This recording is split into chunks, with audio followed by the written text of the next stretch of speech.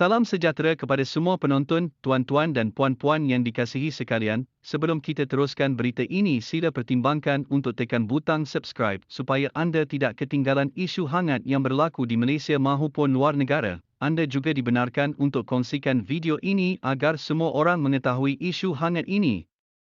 Baiklah, isu hangat hari ini ialah hakikat bahawa SPRM hanya sekarang menyiasat kejadian rasuah, seperti yang disebut oleh seorang saksi dalam perbicaraan membabitkan Presiden UMNO, Ahmad Zahid Hamidi dan Ultra kerana SDN BHD, UKSB, menunjukkan rombakan besar-besaran perlu dibuat terhadap Suruhanjaya itu, kata Ahli Parlimen Bagan Lim Guan Eng. Dalam satu kenyataan hari ini, pemimpin DAP itu apa yang sangat-sangat mengecewakan adalah saksi yang mendedahkan keterangan mengenai pembayaran yang dibuat kepada ahli politik. Tertinggi negara berkenaan adalah saksi SPRM. Saksi daripada UKSB telah mendedahkan di mahkamah bahawa dia telah memberikan wang kepada beberapa menteri dan termasuklah seorang bekas Perdana Menteri. Saksi ini adalah saksi pihak pendakwaan, maka saksi juga adalah saksi SPRM sendiri.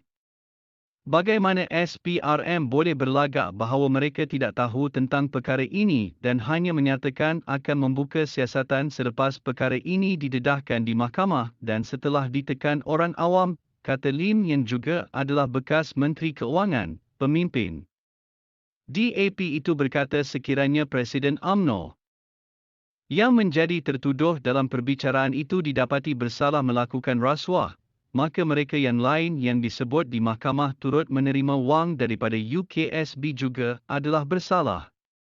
Ahmad Zahid Hamidi berdepan 33 pertuduhan menerima rasuah berjumlah $13.56 juta daripada UKSB supaya kerajaan melanjutkan kontrak kepada syarikat tersebut. Kontrak itu adalah untuk mengendalikan pusat sehenti di China dan sistem visa luar negara, sistem VETLN, serta mengekalkan perjanjian untuk membekalkan peralatan sistem bersepadu VETLN kepada syarikat yang sama.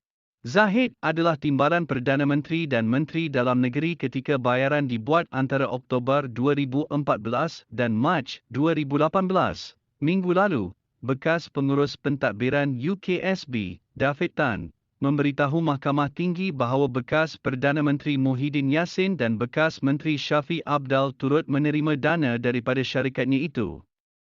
Mahkamah juga mendengar keterangan bahawa nama menteri dan timbalan menteri lain direkodkan dalam ledjar pembayaran syarikat, di bawah nama kod, mereka termasuk bekas Menteri Luar Negeri Anifah Aman, timbalannya Rizal Merican, Menteri Pertahanan semasa Ishamuddin Hussein dan Menteri Kesihatan semasa Khairi Jamaluddin. Muhyiddin dan Anifah menafikan mereka pernah menerima dana daripada UKSB. SPRM digunakan sebagai alat politik. Lim berkata ketiadaan tindakan terhadap mereka yang dinamakan itu menunjukkan terdapat amalan dua darjat dan pilih kasih oleh SPRM. Ini jelas menunjukkan SPRM memang dijadikan senjata politik untuk manfaat pihak berkuasa.